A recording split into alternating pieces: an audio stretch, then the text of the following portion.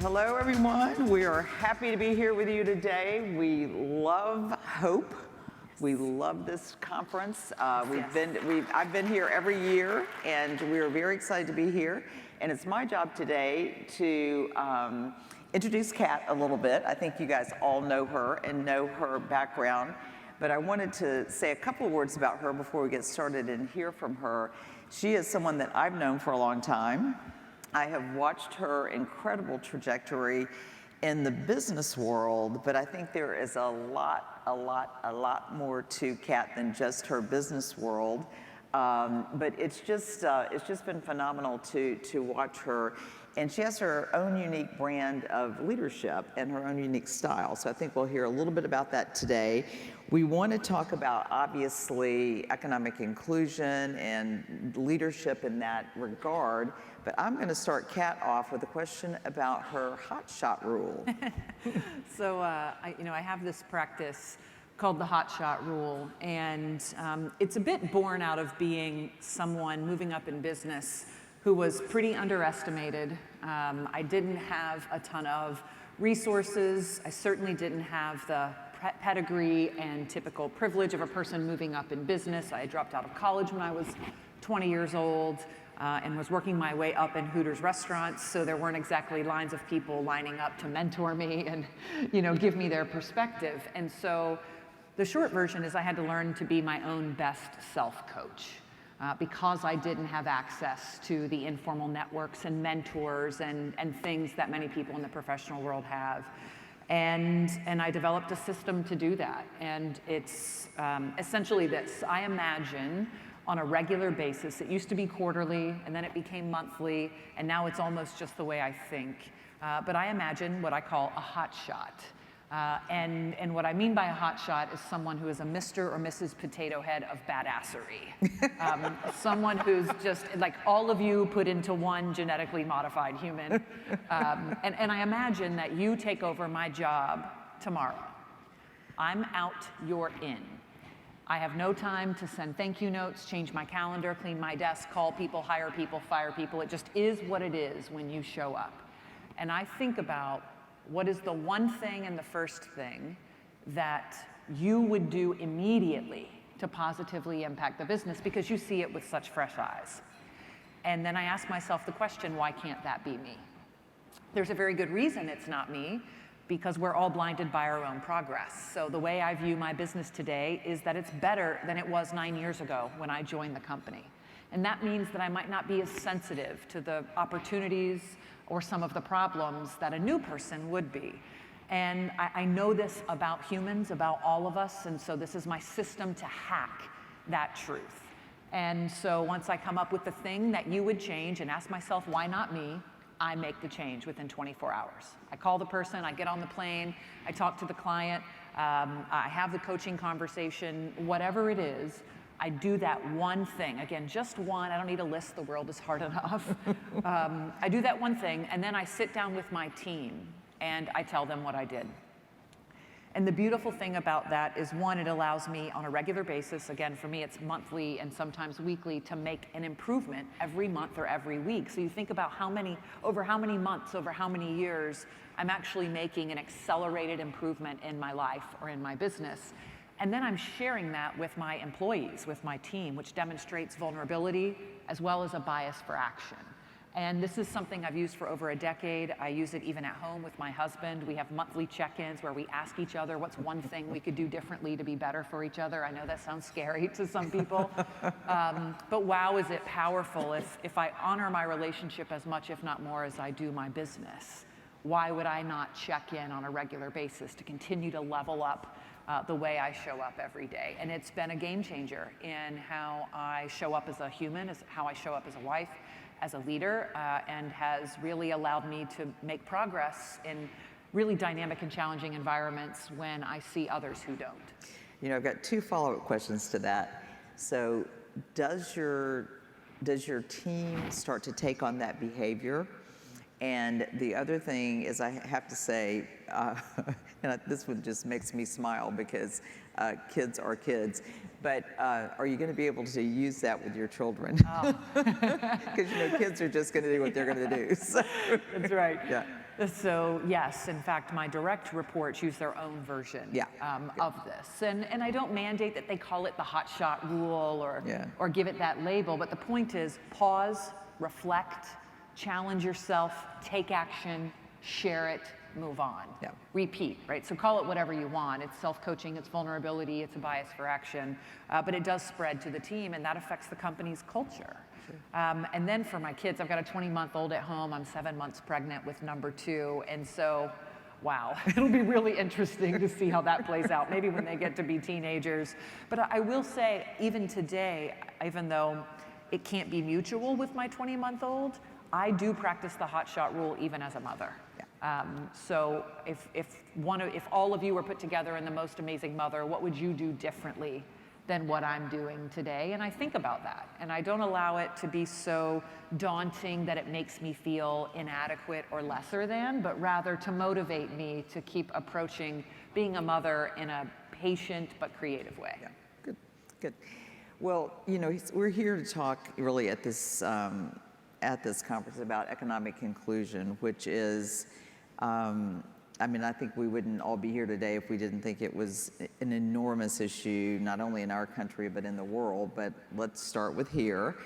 And, thinking about inclusion, the word gets used so much that I personally become afraid that it's losing its power, because we just talk about it too freely, too much, without defining it, without putting it into action and all that kind of thing. But you and I both come from a business background that involves franchisees, and being a franchisee is one of the best ways in the world to build wealth for yourself. So we've got that experience, which is great. But let's talk about it. Let's talk about inclusion and economic inclusion in a bit of a broader sense, really taking it back, though, in a sense, to your business background. So how do you instill that with your leaders, with your team, and what do you think about the next generation and how they think about economic inclusion? Yeah, I go back to something that I know John Hope Bryant says all the time, that I've heard other great leaders say, which is talent is equally distributed, access to opportunity is not. Right. And certainly franchising as a model by design is where Main Street meets Wall Street. It is the ability to take something that is larger and typically would be inaccessible to the every woman or every man, and break it down into an accessible part and literally reach into local communities and find people who want to become business owners and get into business for themselves, but not alone, not by themselves. And so growing up in this business for both of us, growing up in franchising, I have seen people go from the dish room to owner in less than 10 years. I'm a product of that. And so I've grown up in this environment where the access to opportunity is actually quite level for people in the industry. What has evolved over time and actually improved is the access to capital to leverage that opportunity. So there's more financing structures dedicated to underrepresented groups, to women entrepreneurs, to entrepreneurs of color, that allow them to meet that opportunity with the capital requirements to get into a business. It's not free, right? And so that is also a limiting factor from an inclusive economic perspective. So I've seen that improve and evolve. For the next generation, I have a mixed view. On one hand, call it Gen Z. I'm even going past millennial, right? Because the millennials are executives in our office today. Going to Gen Z, their belief systems, in most cases, are that they can do anything. True. Low barriers to entry, access to internet. But what is still true today is that those in marginalized communities still have a diluted version of that reality, right? They don't believe as much that they have access to anything because they're not seeing their mom have access to anything. Their mom's working 3 jobs and taking the bus to work and coming back. They're in schools that are under-resourced, and the educational system is not serving them to the highest degree in the most underserved communities. And so while there is this elevated belief of what is possible because of the internet, because of media, because of the sexiness of entrepreneurship that's being glamorized around the world, there are still very real barriers to entry for communities that are the most underserved. And I believe it is incumbent upon not just government, not just nonprofits and bridge organizations, but companies to reach into underserved communities and tap into that talent that is equally distributed in under-resourced communities for things like internships, apprenticeships. Look, I need talent. There's a war for talent right now. And I'm not going to look in the most obvious places. I want it coming from the least obvious places because fewer of my competitors are looking there and fishing in that pool. But it also means I need to provide more resources, more education, more mentorship, more internships. And I think that is a big piece of what the future inclusive economy looks like, is corporations and businesses playing their part in the education cycle, in skill development that helps anyone, whether they're coming from a well-resourced or an under-resourced background, helps them move through the organization in a way that is suited with the skilled capabilities that are needed for today and tomorrow's economy. Well, I'm so glad you mentioned the talent piece, because that is something that we concern ourselves with quite a bit. And it's interesting. I represent the Chamber of Commerce here in Atlanta, and at Metro Atlanta, which is the broader area. And so one would think that I might be on the stage just praising, but the truth of the matter is, and I know you've heard it at this conference, Atlanta has the worst numbers in income inequality and the worst numbers of the top 50 metros in lack of income mobility. So that is a real problem. And one of the things that we're doing that ties into what you're talking about with the talent, and I don't know if you guys are familiar with this or if you are, Kat, but I was very pleased to see it. There's a group called Youth Science, and they go in and find out the aptitude of all kids. And it's really fascinating because the aptitude, this is boys, girls, black, white, Latino, every group is tested for aptitude. And the aptitude is absolutely there. What's not there is the crossover with the interest. Yeah. And part of it is because, and I feel the same way because I grew up in a small town. I didn't even know what jobs were available when I was young. And so if you aren't exposed to the jobs, to the opportunities, if people like you who have a heart for this and a mind for this don't go in and talk to people about what's available, their aptitude will never get used. Yeah. And we're sitting here in this phenomenal market with tons of growth with companies, and we've got a lot of people sitting on the sidelines simply because they haven't been tapped and they haven't been exposed to what jobs they are already capable of doing with the skilling. That's right. So it's amazing. It's fascinating. We partner with several organizations in Atlanta, Operation Hope being one of them, to bring in even junior high aged kids. So junior high, high school, and then of course traditional internships with all of our colleges focused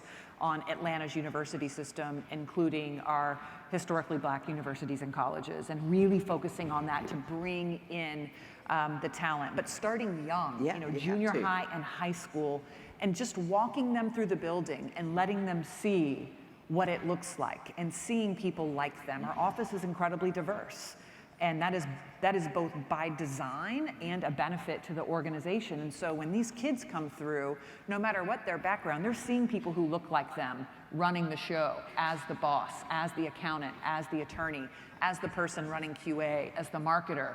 And they're often very shy and they don't necessarily know what they want to do yet, but you can see their eyes light up with the realization of what is possible. Exactly. And I remember when I first joined the Women's Food Service Forum, an organization for women's development in the largest private sector employer group in the country, hospitality and food, and I walked into a room of 3,000 women, and I didn't know one of those women.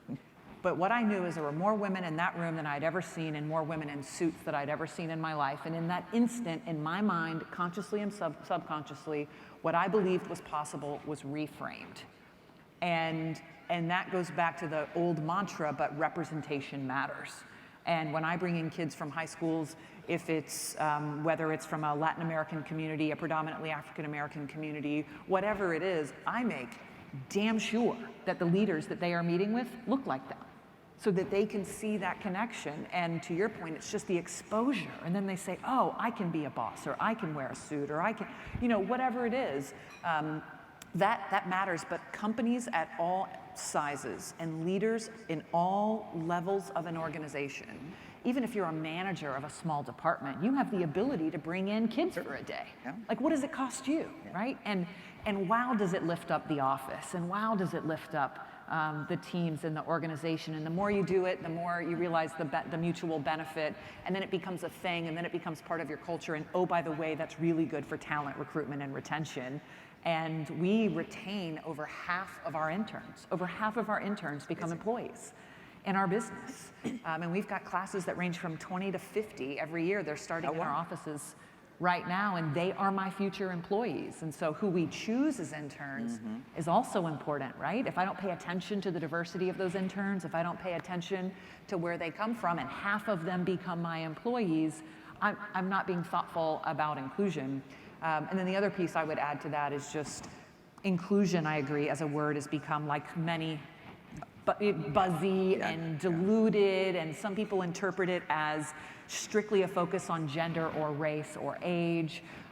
Some really see it through the lens of economic diversity. And really, of course, it's all those things, but the importance is to have connection points to every type of human in your community and in your value chain, and then really tight feedback loops. What are their needs? What are they dealing with day to day? What's their experience? And what is my company's role in addressing those needs and experiences? And that part, what is the company's role, is evolving. Yeah, exactly. And delicate sometimes. Yeah. Well, you said so many things there that I think are wonderful, but just to bring it back to business, which Operation Hope wants to get people doing in their business and raising their scores and all that, is that when you have those kinds of interns coming to see you and students of that age, you're also building brand ambassadors. Absolutely. They will like your brands, they will respect your brands and get brand loyalty there. And the other thing about those students that we're trying to make sure is the connection is definitely the exposure, but also someone talking to them about, we know you've got the aptitude, that part is settled. If you want to do this kind of job, starting in, let's say, 8th grade, or maybe these are the kinds of courses you need to take. And so we're really trying to string all that together, which I think is really interesting. And I'm going to say something else that goes along with what you're saying that has almost become cliche, but it's something that I feel like, in a sense, I've learned more recently. I mean, I've been in the business world for a long time. When I went to my first Women's Food Service Conference, there were 300 women there. So that just tells you the difference. And it quickly grew to, really, frankly, too many. We shouldn't have to have a conference on it, but we still do. But this business of, diversity and inclusion. So, everybody talks about diversity all the time, but if you can have the most diverse office, but if the people in there don't really feel included, if that's not the part you're working on, then you're still missing that opportunity. And so it's just been the more you're exposed to, the more you know the pieces to push on and the unconscious bias and that kind of thing. And that's just been fascinating to me to try to your point, try to learn to be better, try to learn to understand what it's like for someone else. Yeah, diversity is part one, it's the appetizer. Yeah. It's not that it doesn't require work, but initial efforts are typically fruitful to have a diverse group around the table by whatever definition of diversity you're using. Inclusion is the hard work. I've had moments in my company where, something as simple as we go to the company party and the music that's chosen. Yeah. And I'm like, who picked this music? I know what they look like. That's exactly right. And there's no variety, right? And so, and that's silly, but it's such a real example. And think about then how that plays out into marketing decisions and menu decisions and pricing promotions and employee retention programs, right? If there aren't people who represent those to whom we are communicating, which in my business is everyone, right? It's on the lowest of the income scale to the highest. We're in malls, we're in airports. We have $6 and $7 check averages in our snack businesses and 10 and 13 in our restaurant businesses. I mean, these are not 1%er brands, right? And so both our customers and our employees require and deserve a level of representation at every step along the way. But that's not easy. You bring people together that have different backgrounds, different religions, different cultures. Look, I'm a pretty out there, well-known progressive, but I also have franchise owners and employees that are in a town in the heart of Kentucky where 100% of their business comes from local Catholic churches, right? And I've got to serve everyone. I have to be thoughtful and inclusive in all of those ways, and that is a challenge and it is a pain sometimes, but it is a requirement of a leader of a large business. Yeah, I'm going to say one other thing, then they're going to kick us off the stage, but I bet that you have this. But one of the things that I've found that has been invaluable to me is to have somebody in the organization. First of all, I have to be vulnerable enough to take it, which I know you practice that, is to have people in the organization who are kind enough, brave enough, whatever it is, to tell you when you're missing it, to tell you the thing about the music. And then you start to get trained. You're like, yeah, wow, no joke. Nobody's going to enjoy that if it's whatever. So it's a small thing, but it's, it just, to me, it proves you can keep learning. So our thanks to John Hope Bryant for this global conference, and congratulations to all of you for being here.